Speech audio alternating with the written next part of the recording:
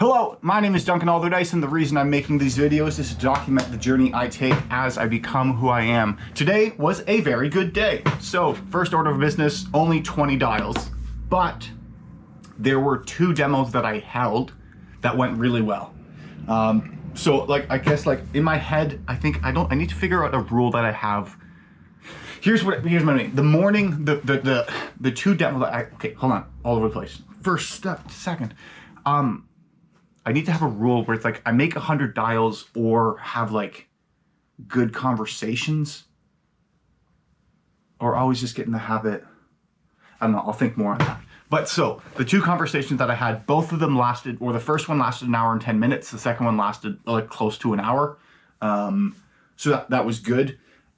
I did a good job qualifying. I sounded confident with it. For the first call, what was interesting was in the morning, at the morning meet, we listened to watched a video on Jordan Belfort kind of talking about the tonality and the way you approach calls in the first 4 seconds. Whatever it was, the tone at which you speak to a prospect, you want to come across as confident, enthusiastic, and an expert.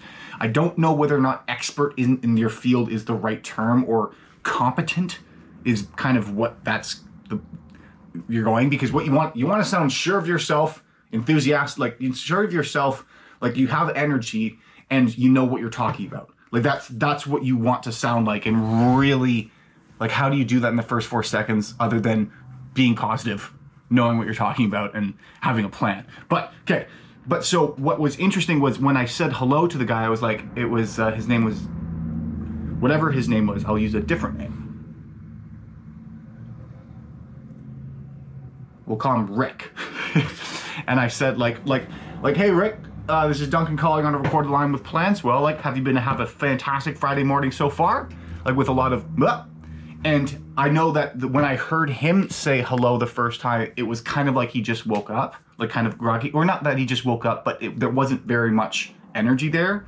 And I could hear him after I came at him with a lot of positivity. He went adjusted himself and said, yeah, it's going pretty good, which I found very interesting, because it was okay, so my job as the salesperson is to control the conversation, keep it in the flow, going in the right direction. But control doesn't necessarily mean I'm controlling him. What it also could mean is setting the emotional dynamic for the conversation. So if I come in with energy, enthusiasm, and positivity, then that's infectious and leads to a good conversation. And I know when you're in a positive frame of mind, you're smarter. That's been documented, and probably there's something that if someone's in a good mood, they're more likely to buy.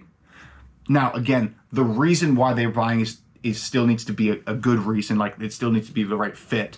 But I think my job is not to make sure everyone buys, but to make sure there's nothing other than whether or not the product service solves the problem they have, preventing them from making the decision to acquire the product or service. So if I'm kind of dull, and that's why they're not buying, I'm not doing my job. So if I put him in a good mood, if he doesn't need it, he's not going to buy. But if he was thinking about doing it, you know what, you might be more willing to take a bigger risk and go for a higher tier service, which I know is going to increase the likelihood of actually success coming from the program. Not that it's unlikely with less, but if you have more households to call, you have more chances of connecting with someone and onboarding them. That's just the math. But so that was interesting to hear that actually kind of change, and then kind of go okay, so I should approach each call with enthusiasm like that. Then the second one, because the first one kind of went over time, I was a little stressed, very stressed. I was what do I do? I sent him an email, but then the second conversation also went well. So I was happy. I'm also getting better with the script, and I'm figuring out what the issue was. The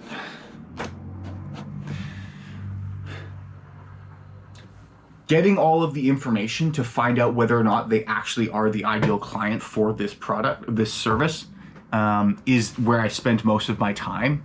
And then it makes more sense when I'm okay, here, I'm going to give you the pitch of explain everything that's part of the program, which I was a little resistant to first. I think it just more is I don't like being, what is it?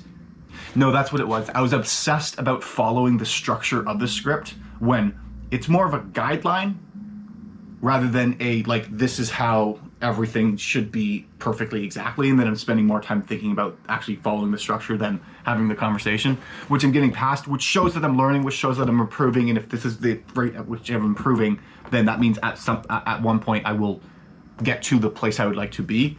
As well as I think there's potential for both of these guys to close this month, like to get on with the program. Again, not crossing my fingers, not holding my breath, but it was a good day.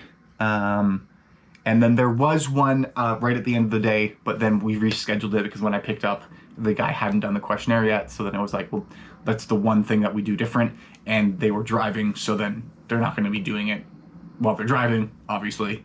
So then we just rescheduled, but that's good. Just because, like, it's the questionnaire is the thing that all of the prospects go through before being connected with advisors or agents who do annuities and IULs. So if you don't go through that, then it's like selling. If you don't go through that, you're just gonna think we're like all the other shitty lead services. It's like, no, we're not that. But the only way you can actually personally feel that is if you have this. But so that's that. Tomorrow I get my hair cut.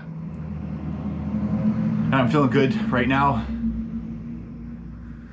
Walnut had pepperettes on sale.